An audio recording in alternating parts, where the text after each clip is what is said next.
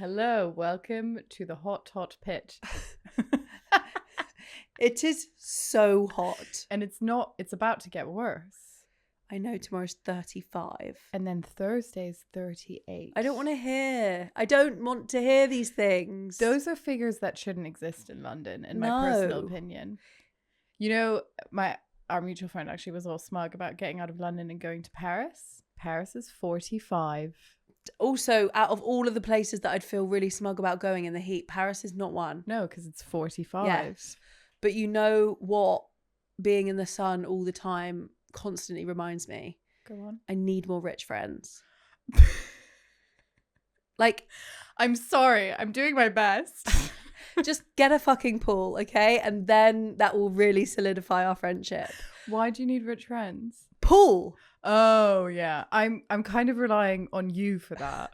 You're the rich friend. I've just bought a house and it doesn't have a pool, so we need to outsource. You're the one we're all relying on. I'm so sorry. I've really let everyone down but isn't that the biggest game changer in this weather? If you can just go to someone's house, like kids are there. There's a nice little blanket under a tree. Lovely. You have snacks, you have a picnic, jump in the pool. Yeah. You're on holiday. That's living. That's as good as holiday gets. Yeah. 37,000 degrees on the Victoria line. That's not living. No. We don't want to be doing that. We don't want that. I actually do have a friend whose parents have a pool. So do we. But not easy access, sadly. Okay, well, you need to tell me after this pod who that friend is, and I will make that happen. Okay, understood. Because this is not a moment in time for politeness. Sorry. No, she actually invites people quite often. Oh my God, I know who you mean. I'm going to get on that straight away. Okay. We're going to her house on Sunday. Maybe we can get to change the location. Different friend. Ooh, maybe I do have more rich friends than I think. Okay, cool. Before we start the pod... Yeah. We need a big congratulations situation. Do you want to explain what we're clapping for? I'd love to. So about a year ago, our lovely editor Ant raced in the Parent Sports Day race and he came second place, which was very good. respectable. It was respectable. But this year he said, girls, it's the day again. And we went, come on. We were nervous.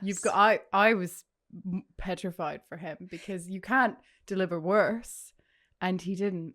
And especially, before the build-up, because his wife refused to race. She didn't want to race. So all of the family hopes were on him, which you said to him. Yeah, and 3 sons. I think one of them was especially invested.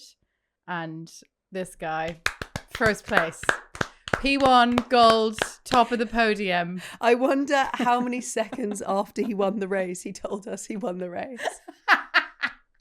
No, my favorite bit about it is just imagining like the family trip home, because obviously everyone will be so elated, but everyone will have to play it cool. Like he can't be too excited about winning the race. So he just has to be like, yeah, whatever. But it would make my year to win the Parent Sports Day race. I will begin training as soon as it comes up. But what you can even not do is, you can maybe, be a bit pleased in front of your family, but in front of like the other dads and the parents. Oh, yeah. So people must have gone up to him being like, bro, congrats. Yeah. And he was like, yeah, whatever. Yeah, don't worry about thanks, guys. Like, don't worry about it.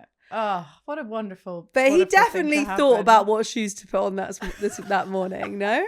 Well, you must. You would. You must. You must.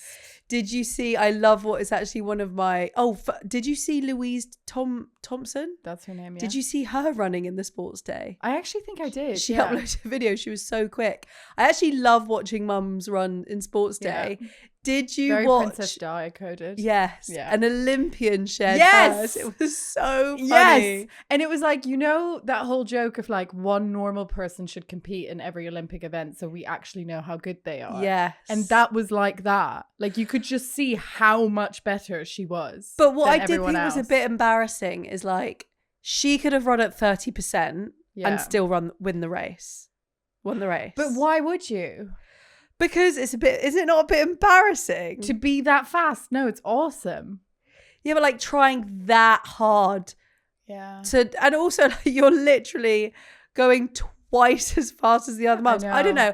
I just feel like she could have like jogged. Yeah. And then at any moment, if she thought she was being threatened whatsoever, she just needed to put the burners on for 2 seconds. I'm looking forward to the day where we can see Georgia Bell racing in her parents' sports day. So Nads and I used to work with a woman called Georgia Bell, for who that don't know, is like an Olympic athlete breaking records all over the shop. She broke one the other day. Yeah, literally. And so yeah.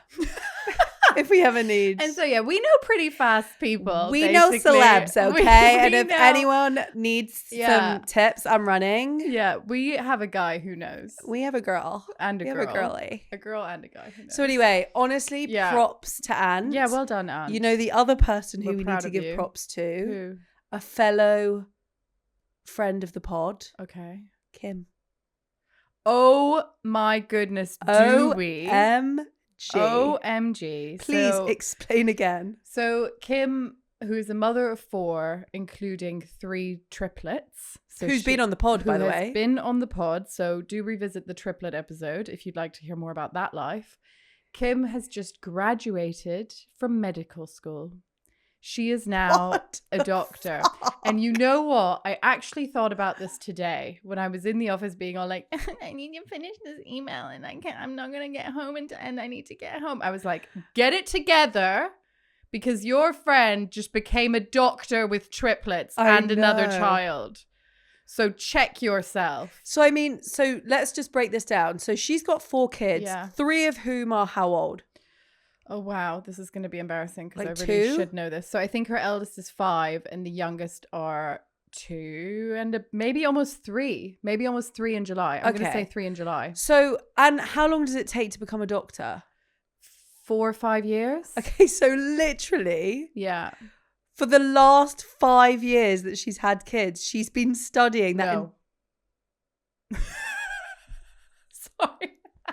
No? But almost. So basically, she started her medical degree when she had 1 child. So she did do all of her studying with 1 child. Then she paused when she was like 35 weeks pregnant or so with triplets and deferred a year or 2.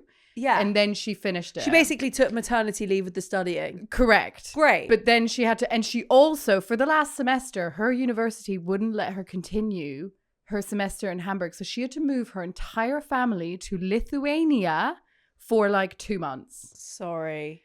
It just is, I actually can't think about her life. I mean, I can barely find time to have a shower in the morning, and she's raising 4 kids, including triplets, and becoming a doctor. Yeah. And also is like endlessly available for parenting advice. Oh, what a woman. She just immediately responds. And coming on your hen. Oh, what a legend. Second round of applause for the day. Legend. What a woman. Oh. So yeah, I was really channeling some Kim energy. We may not have enough rich friends, but we have very talented friends. Yeah. No, I was really channeling some Kim energy. Okay, because, tell me about it. Well, I had the last 2 weekends have been stag do weekends. Yeah. So I've been braving it alone. And in the heat wave. I really remember. I remember when Leo was, I don't know, 5 weeks old and it being like 37 degrees and me sitting on the sofa sweating. Because also I feel like hormonally there's just something going on where heat takes on a new level.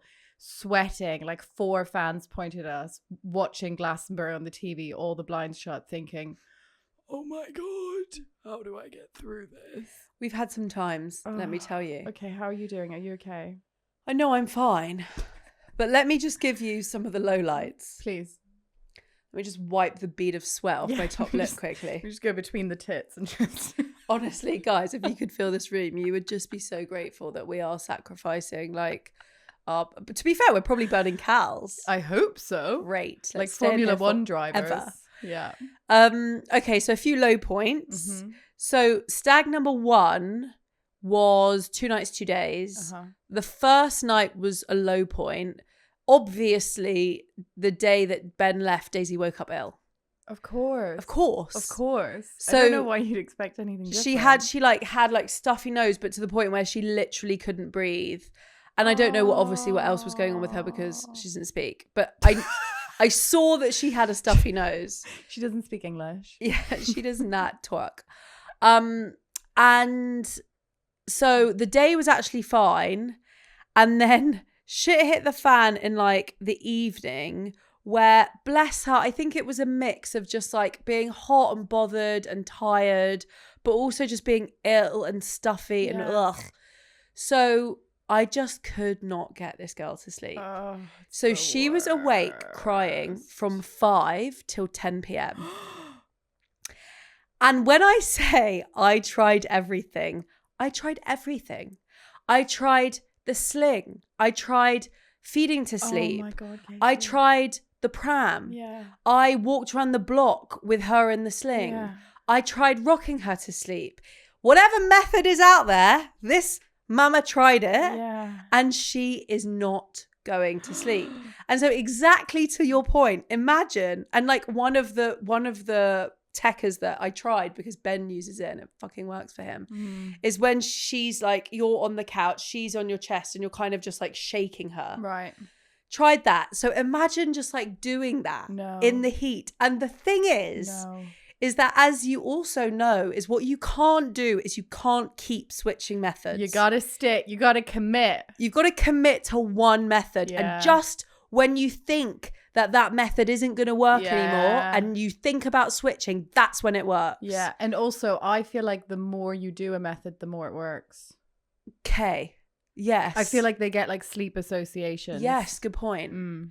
So I'm there like literally sweating. Also like obviously mentally miserable. Of course. But thinking like, I can't stop because like this could be the moment that she like so God. Desperate. And also what you don't realize is like, you can't like things that really help you get through those moments are like a full tummy. Yeah. But like, when are you sitting down to eat? Yeah. If she's crying. Yeah. So like, I was like, so do you know actually what was my savior both weekends? Protein bars. Top tip. And this episode is sponsored by Fulfill Bar. Yeah. But not just quickly, because I genuinely do think this is a good tip. Okay. Not the bullshit protein bars that have like 8 grams of protein in them or whatever. We're talking 100, 120 grams. No, well, 20 grams. I don't even know if that's good. But what I will say is when I ate it, I actually like felt, I wouldn't say full, because I'm not like a, bird. Yeah. But I would say it filled me up as much as like a bowl of fruit and yogurt. So anyway, she doesn't get to sleep till 10 p.m. That's horrible. Finally gets to sleep. Yeah. Hallelujah. Yeah. Has actually a really good first stretch. Great. Wakes up at 2. Lovely. And then every 45 minutes from 2. Oh my God. So then what happened? And then how long is she awake every wake? Not that long. Yeah. Feed her down. Feed, burp and down. Yeah. Because what I will say is her gas is better. Okay. So the gas is genuinely better. Okay. So it's yeah. So she went down very quickly. But the point being, like, I'm obviously not getting sleep. If she's awake every 45 minutes, it must take me at least 10 minutes to get back to sleep. Yeah. So what then happened, because I'd been up every 45 minutes, I woke up ill. Oh. Because I got ill 2 weeks postpartum, both me and Daisy did. We had it for like 2 weeks, then it disappeared. But like it disappeared in a way that it was always kind of there. Latent. Good word. Mm-hmm. And so I never really kicked it because I wasn't getting enough sleep. And then it came back in full force. Oh. And is this the first full day? No, this is the second day. But then I've got to do the second day, the second night, and the third day ill. And let me tell you, looking after a newborn is obviously hard in perfect circumstances. Yeah. When the circumstances fuck you up. Also, you've got the triple whammy, because the 3 things that make parenting hard are not sleeping. Yes.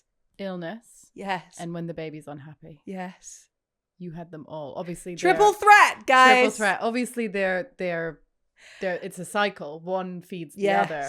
But when you have all of them, it sucks, bro. I'm a triple threat and not the one that you want. It sucks. So did it give you newfound appreciation for Ben when he came home?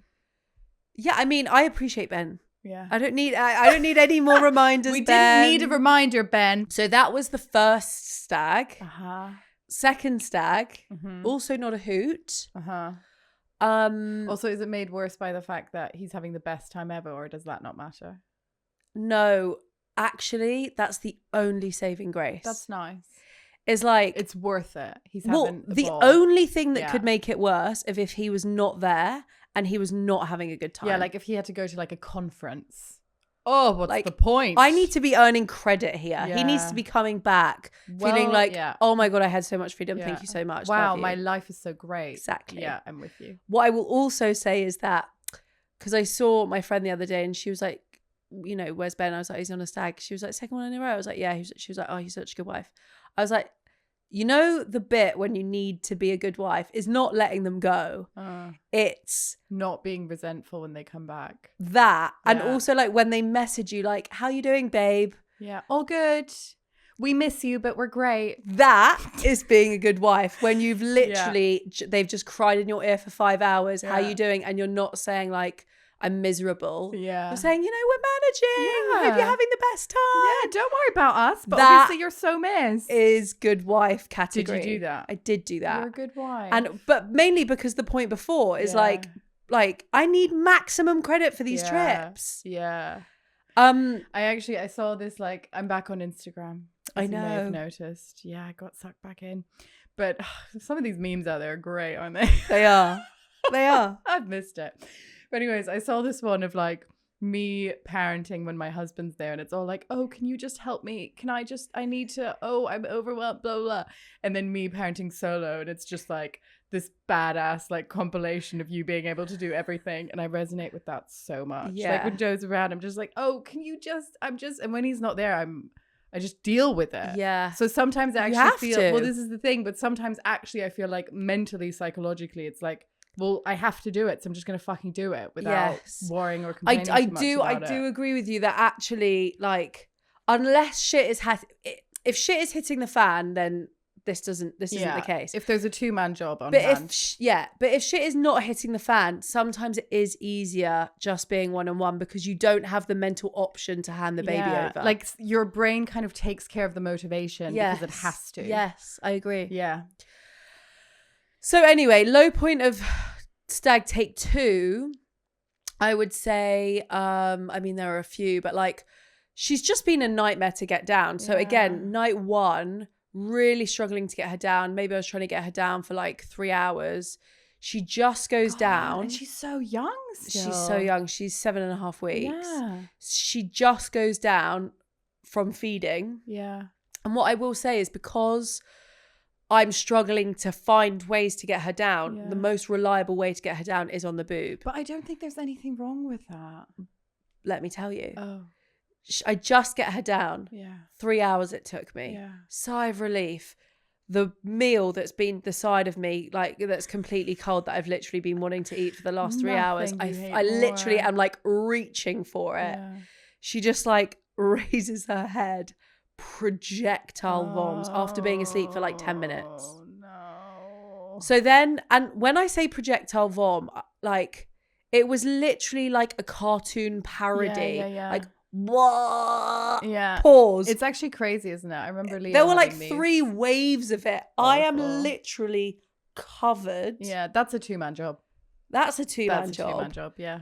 And now obviously she's like probably rushing with adrenaline. Aww. And by the way, she projectile vommed that morning. Aww. So 2nd of the day. Yeah. So I'm really running low on these summer clothes as it is. Yeah. And what? I have to do washing? Yeah. Oh, joking. Taking the piss, Daisy. That is an absolute liberty. So anyway, so that wasn't great. And then we went to my parents for Father's Day. Nice. We just got it wrong with the sleep in the afternoon. Long story short, she was awake. Do you want to guess? Oh my God. From 3 p.m. until 11:45 p.m. Stop it. For people that want to do the maths, that is 9 hours. How old is she? 7.5 weeks. I just Let can't me just believe check. she That's can 9 hours. 4, 5, 6, 7, 8, 9, 10, 11, 12. This is the level we operate at, That's guys. 9 hours. That's 9 hours. We've confirmed it. 9 hours. That's a whole working day. I just can't believe she can stay awake that long. I know. As in, I think at 7 weeks, Leo's wake windows were like maybe 90 minutes max, and then he'd pass out. Well, this is unhelpful to you. It's so unhelpful. I'm so sorry. No, that's as so in, annoying. But that's unhelpful. why, like, we were in a mess with Joey's naps. Yeah. But I just thought it was because I was a first-time parent, and I just assumed exactly what you just said. They would conk out if they were that tired. Yeah. And then Joey just like didn't sleep for 8 hours and hours, and I thought, oh, this is on me. Like, I'm not doing enough to like put her down, quote unquote. Well, now you know it's not on you. But now I know it's not completely on me, because let me tell you, we tried again everything. Yeah. Sling, pram. This girl does not want to, like, pram is the last thing. Do you start with feeding? Dunno. Okay. Yeah. Okay. I guess. Okay. Fine. Well, like, I intentionally save a feed just before she's going to go down for a nap. Yeah. So, like, I don't know. Is that the start? I guess so. Yeah. As in, like, when you think she needs to nap now is your first thing to do to try and feed her to sleep. Well, I will know when she needs to nap. And so I will plan a feed before that time. Yeah. So, yeah. Yeah. Fine. So what I'm basically doing is giving everything a pass until she's 3 months. Okay. Because I just feel like, you know, fair enough. that's when you know what baby you've got. Newborn I do feel like is just a bit of like a whatever, you know. No, they're agree. all crazy at newborn. And then you get a feel at 3 months. Then you work it out. You work it out 100%. And I'm now just living in fear of overtiredness. The reason I asked about whether you feed is because I was worried that you're like trying to create good sleep habits. No. Okay, fine. Couldn't care less about good sleep habits. Because my fear was that you're there like, well, I will only rock. I won't feed to sleep because I don't want to. And I'm like, don't give yourself I was feeding those so much to sleep. She's projectile vomiting all the time, which now has created fear around feeding too much, because I don't want her to projectile vomit, because it's just going to make the situation so much worse. Leo was a vomiter, and it's really stressful. It's stressful because you're there just like feeling like it's a time bomb. Like, oh my God, should I take off? Are you full? Are you hungry, or are you about to vomit? I know. And you obviously, when you're breastfeeding, you don't know how much they're having. Correct. So listen, if any people out there have foolproof ways to get your kids to sleep. I sent you a video that my friend says is foolproof. Yeah, but I mean, but it's rocking. Yeah. But if people have some new innovative ways, a specific technique. I will say no, literally no shade to that woman. I am going to try the extreme rock, dun dun dun. Extreme rock, dun dun dun. I'm going to try the dun dun duns, because I've done the extreme rock. I will add the dun dun dun, and I will let everyone know if that makes the difference. Turns out that Friends, the show, really gave some quite accurate things. You know when Rachel comes home from hospital and Emma won't go to sleep and is just crying for like 12 hours? I don't remember that episode. Oh, well, maybe you should rewatch for some solidarity. Yeah. Okay. Yeah. Season 10. 8? I don't know. Okay. Yeah, one of them. So yeah, anyway, Ben's back. Yay! And I felt really bad because I just like walked out the house when Daisy was like screaming, but you know what you're going to do. Yeah. Well, he had literally his dinner like on his plate, just on the side. But like, what am I gonna do? I also left the house and Leo was crying. Really? Yeah. How sorry, is guys. That sweet boy. That sweet child of He's mine. becoming a toddler. He is becoming a toddler. So the other week I took him to the. Okay, so this is actually. So he had an ear infection, which was actually really sad. Like his ear was all gunky. He had to go on antibiotics. He was a very sad bean. The antibiotics were done. And he was fine. Like he was eating normally. He was, wet nappies, sleeping decent, like all the things that you check, no temperature. But he was just so whingy and tantrumy. And like as in to the extent where like, this is the first few signs of like tantrums, I would say. Not full blown tantrums, but when it starts to be like, oh, this is you just don't like something right now. So for example, I'd give him little blueberries on his tray. I'd put the main punnet of blueberries back into the fridge, lost it. Needed the main punnet to be near him, even though he had some, just to know when the ones on his tray ran out, he has visibility of the ones that are left. Like an alcoholic. Like they need to, like they're finishing the wine, but they need to see the wine bottle. Berry is coming from. I understand. Right? So shit like that was starting to happen. I was like, oh. Well, when I last saw you. Oh, yeah. We were out for food. Yeah. And you were giving him blueberries. And there must have been an incident that had happened because you had genuine terror about the blueberries running out. You were like, I don't know if he's going to fucking lose his shit when these blueberries end. Food and bubbles, when he has them and then they end, we can be in trouble. We can be in trouble. Yeah. But anyways, this continued for a few days and I was like, something's not right. Something's bothering him. And he was like sometimes like scratching behind the ears. And I was like, is it teething? Does he still have an infection? Because he just had that ear infection. So I took him back to the GP and I actually got a hilarious GP. I love when I get her. And she like checked him and she's like, I'm so sorry. He's completely fine. And I was like, and I couldn't help it. I was like, are you saying this is his personality now? Oh no. And she was like, I wish I could diagnose something. It was obviously a joke. I was like, obviously I'm delighted. There's nothing medically wrong with him. But you know when you're both just like in on the joke. But anyways, so we had this moment where Joe and I were like, oh my God, is this the phase we're in now? Like, is he just, because he was just caught, like, it was like we were on eggshells around our 13-month-old. Like, it was extreme. But then he had a few nights of good sleep. And now he's had like, you know how they say, like, when they go through, like, what are they called? These, I never really learned what these are. Leaps.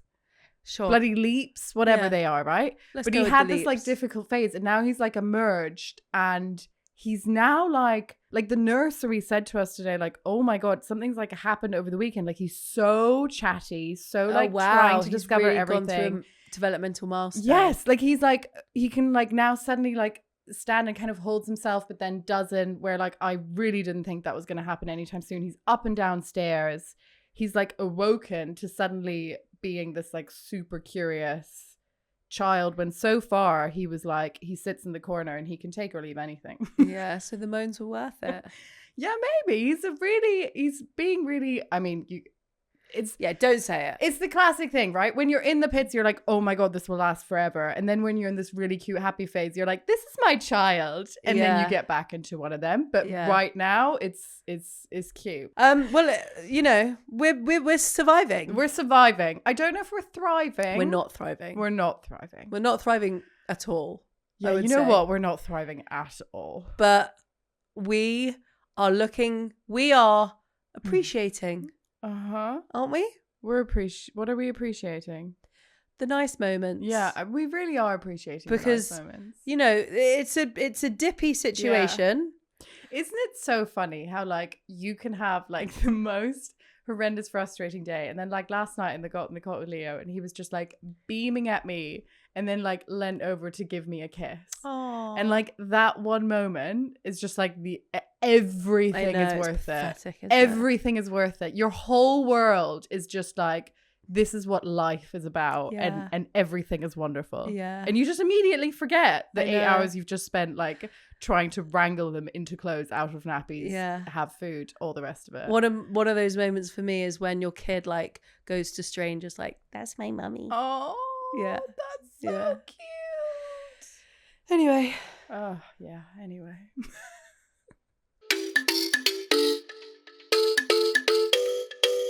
So since I'm back on Instagram, yes, I receive news again. Of course. Because that's how I get my news. Of course. Didn't know what was happening in the world. Now I do. Great. Don't go on the BBC. Who goes on the BBC? So many people. If it's not, do you have TikTok? No. No, we're too old for TikTok. No, I'm an adult. I get my news on Instagram. Yeah. Okay? Like a year later than when it was posted on TikTok, and then someone shares it to Instagram like a from grown TikTok. Up. Great. Got it. Like a grown up. What have you seen? What do you know? Anne Hathaway's pregnant. I saw that. Yeah. It was a cute unveiling, I thought. It was cute. However, do you have the thing with Anne Hathaway? Oh, that you low-key hate her? Like, do you get the ick? No. Okay. Have you watched the video of her singing the Arsenal song? No. Okay. Well. Singing the Arsenal song? It's rare that I've seen a video it was like a scary movie. Like, I couldn't quite look at it. Because the Fremdscham, as we say in German, the embarrassment for another person was so great that I was actually struggling to fully watch it. Okay. she is like in a hotel room singing the like North London Arsenal song. Oh, I'll watch it on the way home. Yeah, I mean, it's... What I will say for her, though, is I think she knows she's annoying. Because I once saw an interview of her when the interviewer was just like, well, like, where have you been recently? And she was just like, I just got the vibe that, like, the public just needed a break from me. Oh. And I was like, fair play. Like, you're a bit irritating, maybe, but she's owning it. You know? Yeah, how bad do you feel right now? No, I do. You know what? I obviously never want anyone to be like publicly hated on the internet. That's never nice. But I will say that video did give me the ick. I'm sorry. Did you see I thought she did brilliantly just to balance this out? The Kelly Clarkson singing. Oh my God, that was so good. Yeah, she is a good singer. But actually not what I was going to say. I was going to say when she did her mime off with Emily Blunt. What's that called? Yeah. Lip syncing. Yeah, lip syncing. Yeah, oh my God, it was so good. Fair. And you know if you are low-key annoyed by her, do you know who my inverse of that is? Do you know who just makes me so happy every time I see her? Go on. Emily Blunt. Yeah, I love her. Oh! Yeah, I love her. She's so chic and funny. I think she's my, if you could marry one celeb. Wow. Sorry, how good would your life be if you married Emily Blunt? And also, I feel like John Krasinski is a legend. For sure. So either of them. Them just together. I think my problem isn't actually with Anne Hathaway. I think it's with her character in The Devil Wears Prada. Okay, here she is, rolling back the tape. But have you seen it? No, I really want to. Okay, well, her character is insufferable. Okay. So that's just... But congrats to her. Congratulations, Annie. We love you. We love you. Have you seen the whole thing that, you know how Shakespeare's wife was called Anne Hathaway? No. And her husband looks like Shakespeare? No. Yeah, I know. It's really weird. And now they're having a third child, like Shakespeare. Oh, I thought she was a first-time mother. No, I think Yeah, no, she does. No, you're right. She does have other children. Yeah, other children. Is that all the news you've seen? I also saw this thing. Okay, World Cup, relevant news, guys. Argentina. Have you seen this? No. The government of Argentina, as far as I understand it, someone in Argentina. Argentina is a country. Something around Argentina has requested with FIFA and the US that men who haven't paid their child support in Argentina are not allowed to be admitted to any World Cup games. No way! Yes, there's a list of 13,000 men. They've submitted this list. And I think the US... a woman made that law. A woman wrote that policy. 100%. The pettiness involved in that policy. No, he can travel. He can live his life. He just may not go where what he loves is playing. I know. No World Cup. It really reminds me of when I used to sneak out as a teenager to smoke cigarettes, and my mum would just go into my jacket pocket and just take my lighter. Oh, that is up. Petty. That is such a good policy. I know. God, why are other countries doing so many good things? Although our country did a decent thing. What? The social media ban. Well, but is that going to do anything? Yeah. But like, kids know how to do VPNs. They're just going to pretend they're in Canada. No. Oh, no. I really, really Katie's looked at the policy. No. Okay. I have not. Okay. But I really do think that it's going to be a huge cultural shift. And I think it's going to be... It might not be amazing for our kids because probably there'll be some new fucked up thing. Uh-huh. But for like kids that are like 10 now. Yeah. Unbelievable. Do you think? Yes, I do. Do you not? No, sorry. To be clear, I don't want kids to be on social media. Yeah. Just to be clear. But I'm not sure this is actually going to work. Oh. I don't know. Maybe it does. I don't know. I'm a naturally cynical person. I just think it's just nice to have some good news out of the government. I agree. You know what I mean? But I actually wish, which isn't great for our pod, but I actually just wish that social media didn't exist. Full stop. I just think we don't need it. I like, even just like re-downloading Instagram, the rate at which I was addicted to just like in the evening literally being on like mindless reels for like 45 minutes without noticing. The problem is insane. It makes so addictive. Really rich people richer, so it will never go away. Yeah. Well, maybe you can speak to some of your new rich friends. No. Well, that's the issue. Oh, you don't know them. But if I do become friends with them, you tell them. I'll you tell them to tackle that issue. Shut that shit down. One bit of news just to round off what's become a news segment, I feel. Welcome to the news. Some really highbrow news is I saw Montana from Love Island. Yes. Posted something, which I will just alert everyone's attention to. Okay. Because alerting our attention. I think it's some people are going to want to hear this. Yeah. So she uploaded a video. And she was just talking about her. So she's had 2 kids, and she was just talking about her boobs are just the pits post kids. Yeah. Loved them pre, hated them post. Yeah. And she was chatting to this health woman. Yeah. She was just like, I think I might get something done, blah, blah, blah. And this health woman was like, well, have you tried DHEA? She was like, no, I don't even know what that is. And it's basically these supplements that you take. I am going to caveat this by saying that I did look in the comments. And basically it's like testosterone. Don't care. What is it? And you need a test. I'll get it. To make sure that you are like eligible. Okay. Or like it's going to be good for you. I can forge it. What does it do? Yeah. But I don't know that many details. All I know is that Montana shared that she's been, and it wasn't an ad or anything. Yeah. But she's been taking it to 3 to 4 weeks and said her boobs are perkier and plumper and tighter and just generally better. Okay, well, I'm going to the pharmacy after this. Yeah. Well, no, you. What I also found out in the comments, it's really hard to get. Oh. But so you have to. But there's ways you can get it. But I think it costs some money. You need to get a test to make sure the testosterone is going to be cool. But Montana said that there's loads of benefits. It's not just the boobs. Like what else? Don't know. Okay. So anyway, I'm going to say what Montana said, which is do your own research. You're unmatched in research. Do your own research. But I just wanted to share that. Yeah. Because it's called DHEA. And her caption was, DHEA has given my breasts a new lease of life and it's unbelievable. Wow. So anyway, guys, do your own research because if you've got 2 socks on your chest, that just might give you what you need. Wonder what it stands for.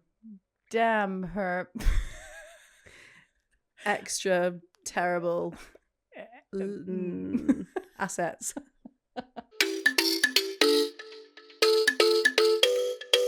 So last episode, we requested some write-ins, specifically birth stories. God, I love a birth story. And guess what we've got?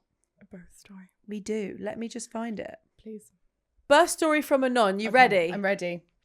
This was my second baby, a little girl. A bit of context first. The birth of my first child was quite long to begin with, around 12 hours in total. Sorry. Here she is. No offense to Anon. I would argue 12 hours isn't long. Love from Mrs. 30 Hours. Just for us girls who were in there for, 24 hours plus, that makes me feel slightly in the ringer. It started really slowly. Okay, sorry. With just 1 contraction an hour, which I actually thought were Braxton Hicks at first. By the time things picked up and I got in the hospital, I was only 2 centimeters dilated and was put onto a ward. Sorry, you could just insert that sentence into every birth story in the world. I know, we've all been there. You think you're about to give birth, 2 centimeters. The dilation system can get fucked. Yeah, it really can. But then things moved really quickly. Within 4 hours of being on the ward, I had my son. I remember at the time telling the midwives that something was happening and that I needed more pain relief, but I felt quite dismissed. I was told I wasn't even in active labour, and one of them said, I've been delivering babies since before you were born. In the end, when they finally checked me, I was ready. They rushed me to a room and I had him 20 minutes later on a mat on the floor because the pool was still filling. So it was quite an intense experience. Wow. Sorry, what a thing to say to a woman. Right, that wasn't even the story, that was the context. Sorry, context. Because of that, this time I was really keen not to go into hospital too early.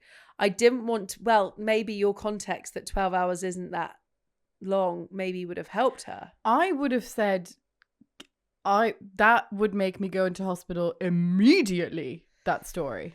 Anon didn't appear to do that. Oh, sorry. I didn't want to be stuck on a ward again, especially dealing with that level of pain, feeling like I was disturbing everyone else in the middle of the night. No. So considerate from Anon. That's really sad. With my second, things started around dinner time, about 7:30 p.m, when I thought my waters might have started to trickle. The contractions were very mild at first and not getting closer together. If anything, they seemed to stop. I even texted my mum, who would be looking after my son, around 10:20 p.m. to say I thought I'd try and get some sleep. But when I got into bed, within about 20 minutes, everything ramped up again. I went to sit on the toilet and very quickly I was having 3-minute contractions within 10 minutes.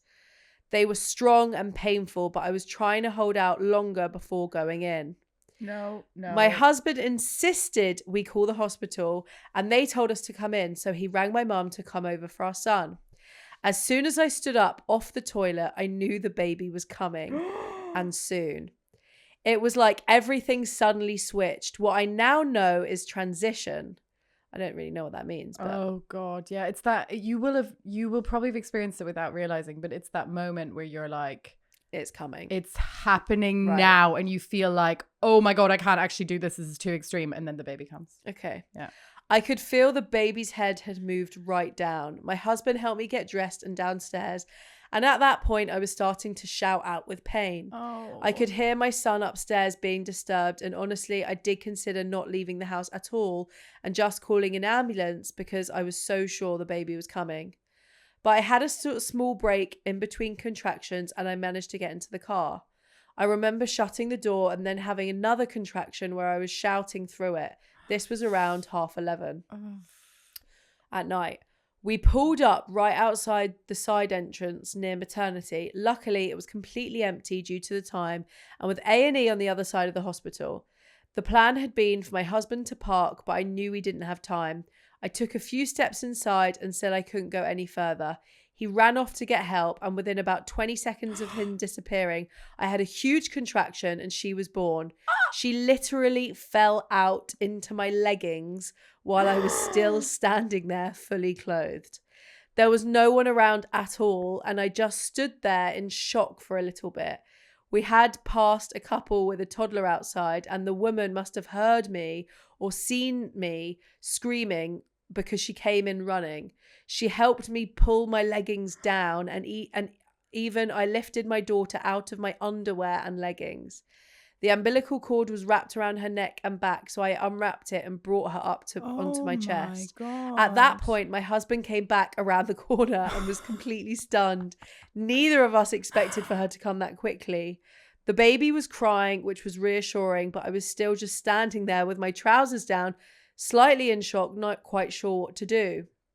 After a few minutes, some midwives arrived. They were incredibly calm. They could see both me and the baby were okay. One of them was from the home birth team, so she clearly wasn't phased at all. They got me into a wheelchair and took us up to maternity. I did miss out on the water birth again, which was a bit frustrating, but everything else went smoothly. She really wants a water birth. That was the only slight annoying thing. That reminds me of me. Yeah. We were actually home within 12 hours by midday the next day. That included all the newborn checks. Unsurprisingly, I had a 2nd-degree tear. Yeah. That required quite a few stitches. As a final note, the midwife said she got us at 5 to midnight, so we estimated the birth happened at 11:53 p.m., just 2 minutes before they arrived. I'm quite glad it wasn't any closer to midnight because it would have been very annoying not knowing exactly which day her birthday fell on. Sorry. Firstly, but also this gal is made of hard stuff because to give birth standing up and then be like, well, thank God we know when the birthday is.